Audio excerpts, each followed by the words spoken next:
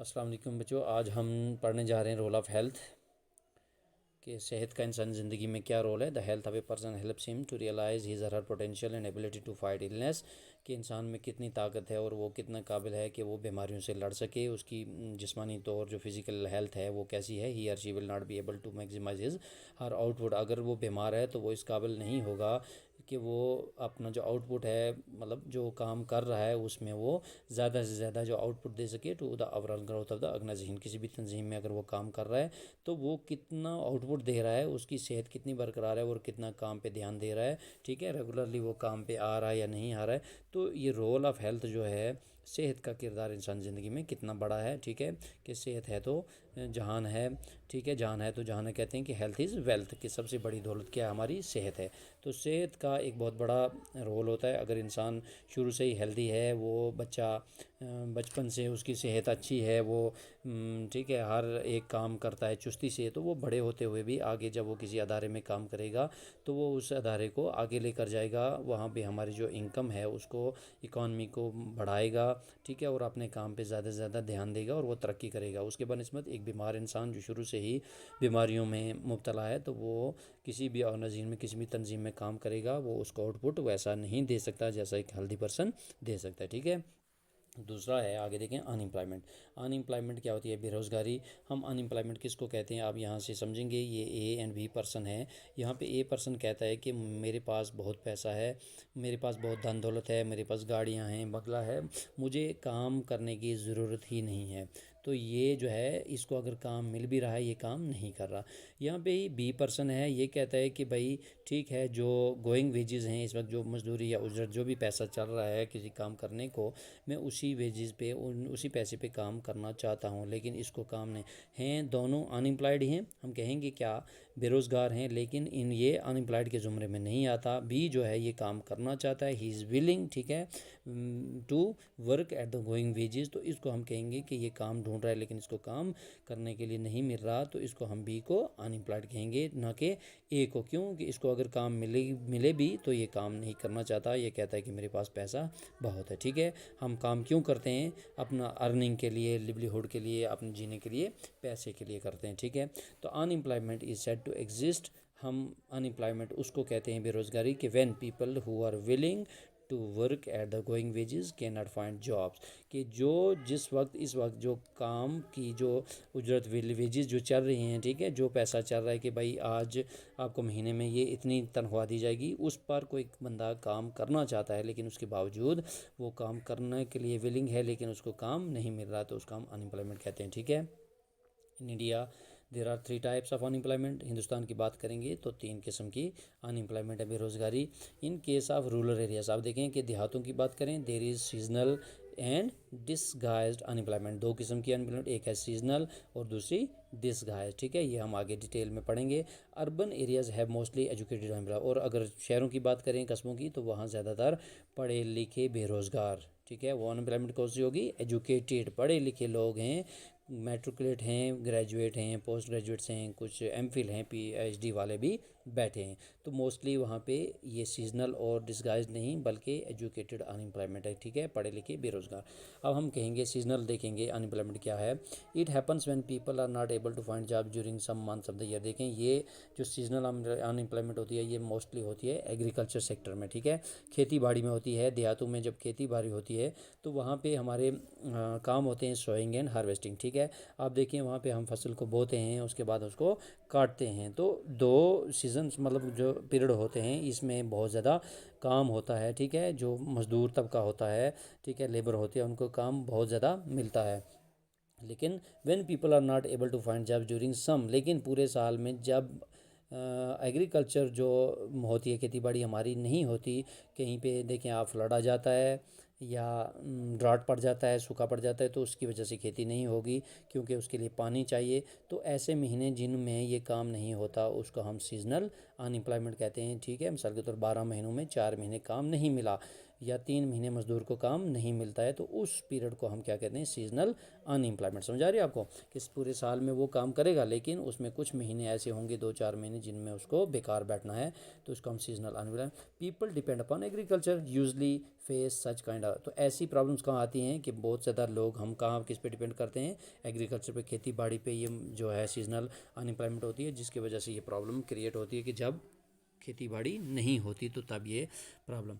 There are certain busy season when sowing, लेकिन ऐसे भी महीने होते हैं या मौसम होते हैं, सीजन्स होते हैं जब सोइंग का काम होता है या हार्वेस्टिंग, HARVESTING, हार्वेस्टिंग जो है फसल कटाई का काम होता है, पक जाती है जब फसल, तो इसमें जो होता है बिजी होते हैं। कुछ महीने ऐसे होते हैं जिसमें बहुत ज़्यादा काम होता है और उनको उजरत भी मिलती है मुँह मांगी, तो उनकी जो गोइंग वेजेस होती हैं उससे बढ़कर हम उनको देते हैं। लेकिन कुछ महीने ऐसे आते हैं, तो ये मोस्टली कहाँ पे होता है, एग्रीकल्चर पर डिपेंड करता है, इसको हम सीजनल अनएम्प्लॉयमेंट। दूसरी है in case of disguised unemployment. अब डिसगाइज्ड क्या है, इसको आप समझेंगे, people appear to be employed, इसमें लोग लगता है कि काम कर रहे हैं, वो क्या नज़र आता है कि लोग काम, ये भी खेती बाड़ी पर ही है, एग्रीकल्चर पर, खेतों में काम करते हैं, हमें दिख रहा है कि लोग काम कर रहे हैं। दे हैव एग्रीकल्चर प्लॉट, एक एग्रीकल्चर प्लॉट है, वेयर दे फाइंड जॉब, जहाँ पे वो काम ढूंढते हैं या मिलता है उनको। This usually happens among family members, ये कहाँ होता है, एक फैमिली मेम्बर है जहाँ पे 8 आदमी हैं, वो खेती बाड़ी में लगे हुए हैं, ठीक है, इन एग्रीकल्चर एक्टिविटी में वो मशगूल हैं। The work require the service of 5, लेकिन हम घर का काम छोड़कर 8 बंदे घर के सब जो हैं वो खेत में चले जाते हैं और वहाँ पे काम पे लग जाते हैं, जबकि वहाँ पे ज़रूरत कितनी है, सिर्फ 5 लोगों की, बट एंगेज 8 पीपल, हम कितने लोग लग जाते हैं वहाँ पे, 8 लोग, घर के आठों के 8 लोग जो हैं वो खेती बाड़ी में या हम खेत पे चले जाते हैं। का 3 पीपल आर एक्स्ट्रा, देखिए वहाँ पे 3 लोग जो हैं वो एक्स्ट्रा हो जाते हैं। मिसाल के तौर पर हम कोई चीज़ करना चाहते हैं, दिन पे हमने किया, हमने 4 बैग्स का वहाँ पे जो है वो एग्रीकल्चर आउटपुट निकाला, ठीक है, हार्वेस्टिंग की है, जो भी 4 थैले हमने वहाँ निकाले, कहीं गंदम काट रहे हैं उसको निकाला, या मक्की निकाल रहे हैं या शाली, तो दूसरे दिन अगर हम 5 बंदों को भेजते हैं तो वो भी उतना ही काम करते हैं। तो इसका मतलब ये है कि ये डिसगाइज्ड अनएम्प्लॉयमेंट के 8 बंदे जो हैं, 3 उसमें एक्स्ट्रा लगे हैं, वो फजूल का अपना वक्त वहाँ पे ज़ाया कर रहे हैं, जबकि वही 5 बंदे जो हैं 8 में से वो उतना काम कर सकते हैं जितना वो 8 कर रहे हैं, ठीक है। इफ़ 3 पीपल आर रिमूव्ड, अगर इन तीनों को हम बोलेंगे आप बैठो भाई घर में, ठीक है, आप घर का काम करो, घर में देखो बाकी काम, the production of the field will not decline, तो जो पैदावार वहाँ हमारे खेत में हो रही है वो वैसी ही रहेगी, वही 4 बैग हमें निकलेंगे, वो घटेगी नहीं, ठीक है, प्रोडक्शन जो प्रोड्यूस होगा उस खेत में हमारे वो घटेगी नहीं। तो इसको हम क्या कहते हैं, डिसगाइज्ड अनएम्प्लॉयमेंट। दिखने में सारे लोग जो हैं काम में लगे हैं, लेकिन 3 जो एक्स्ट्रा हैं उनका कोई काम वहाँ नहीं होता, ठीक है, ये समझ आ गया आपको। तो ये सीजनल एंड डिसगाइज्ड अनएम्प्लॉयमेंट। अब देखें एजुकेटेड अनएम्प्लॉयमेंट क्या होता है। In case of urban areas educated unemployment has become common phenomena, ये एक आज रवाज बन गया है, आज बहुत ज़्यादा प्रॉब्लम जो है वो एजुकेटेड अनएम्प्लॉयमेंट, ये हम देखते चले आ रहे हैं कि ये आज बहुत ज़्यादा आम हो गई चीज़। मैनी यूथ विद मेट्रिकुलेशन, बहुत से नौजवान हमारे जो मेट्रिकुलेट हैं, जिन्होंने मेट्रिकुलेशन की है, ग्रेजुएशन की है और पोस्ट ग्रेजुएशन डिग्रीज हैं, they are not able to find job, उनको काम नहीं मिल रहा। वजह क्या है कि हमने सिर्फ किताबी कीड़े बने रहे, हमने किताबों को देखा और उसके साथ हमने स्किल नहीं सीखा। मैंने कल भी आपको बताया था कि वोकेशनल जो स्ट्रीम्स हैं वो आज लॉन्च की जा रही हैं हाई स्कूलों में, किस लिए कि बच्चे किताबों के अलावा स्किल्स भी सीखें, कहीं कंप्यूटर का है, कहीं एग्रीकल्चर है, ये सारी चीज़ें बच्चों को सिखाई जा रही हैं ताकि कल आने वाले वक्त में वो अपना जो है सेल्फ़ एम्प्लॉयड हो सके, कम से कम अगर गवर्नमेंट जॉब नहीं मिलती तो सेल्फ़ एम्प्लॉयड क्या होता है, अपना रोज़गार चला सकें, तो उसके लिए वो डिग्रीज़ वहाँ काम नहीं आएंगी, उनको स्किल भी होना चाहिए, ठीक है। तो ये अनएम्प्लॉयमेंट इसलिए बढ़ती है अर्बन एरियाज़ में कि ये जो यूथ हैं पढ़ाई के बावजूद उनको काम नहीं मिल रहा। अनएम्प्लॉयमेंट लीड्स टू वेस्टेज, अब इसके नुकसानात क्या हैं, नेगेटिव इम्पैक्ट क्या हैं कि जब काम नहीं मिलेगा तो मेंटली टॉर्चर हो जाएंगे हमारे नौजवान जो पढ़े लिखे। तो ये wastage of man power resource, जितना भी इंसान ने इस पर खर्चा किया होता है, इंसान ने इस पर अपना टाइम वेस्ट किया है, तो ये सारी चीज़ें वेस्टेज में जाती हैं, ज़ाया हो जाती हैं, ठीक है। People who are not asset for the economy turn into liability. अब हु आर एन एसेट, हमने पहले पढ़ा कि पीपल एज ए रिसोर्स, इंसान क्या है, ह्यूमन एज ए रिसोर्स, कि इंसान एक असासा है, एक कैपिटल बनता है मुल्क के लिए, ठीक है, एक सरमाया बनता है इकॉनमी को बूस्ट करने के लिए। लेकिन जब इंसान को जॉब नहीं मिलता तो जब वो काम ही नहीं करेगा तो वो इकॉनमी को बूस्टअप कहाँ करेगा, बल्कि वो उस पर एक बर्डन बन जाएगा, उस पर एक लाइबिलिटी बन जाएगा, ठीक है, वो मुल्क पर एक बर्डन बन जाएगा। तो there is a feeling of hopelessness among the youth, तो नौजवानों में क्या हो जाएगी, एक नाउमीदी की किरण जो है वो फूट जाएगी। फीलिंग ऑफ होपलेसनेस, क्या, नाउमीदी जो है वो जाग जाएगी, जिससे वो डिप्रेशन का शिकार हो जाएंगे और उनको ये लगेगा कि हमने अपना वक्त जो है वो ज़ाया किया है। तो unemployment leads to increase economic overload, और इससे क्या हो जाता है, हमारी जो इकॉनमी है उस पर बोझ पड़ जाता है।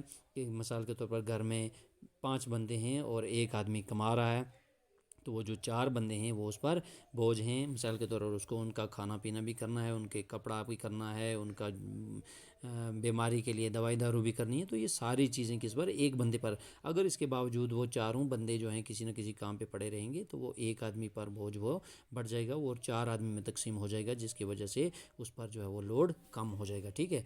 तो ये अनएम्प्लॉयमेंट के कुछ पॉइंट्स थे जो मैंने आपके सामने डिस्कस किए। इससे ज़्यादा भी बनाऊँ मैं वीडियो, लेकिन यहाँ पे इसको बहुत ज़्यादा टाइम लगता है अपलोड होने में, और इसको अभी जो है ये कंप्रेस करना पड़ता है बदकिस्मती से, जिसकी वजह से मैं आपको ये जितना भी मुझसे होता है मैं आपको समझाने की कोशिश कर रहा हूँ। और ये पॉइंट जो हैं ख़ासकर अनएम्प्लॉयमेंट के और रोल ऑफ़ एजुकेशन, ये सब आप जो हैं इनको मैं अभी आपको स्क्रीनशॉट भी भेज दूँगा, और ये आप अपनी कॉपीज़ पे उतारेंगे और अच्छी तरह से इनको तैयार करेंगे। यही क्वेश्चंस इनमें से आएंगे जो आपको एग्ज़ाम में लिखने हैं। वस्सलाम।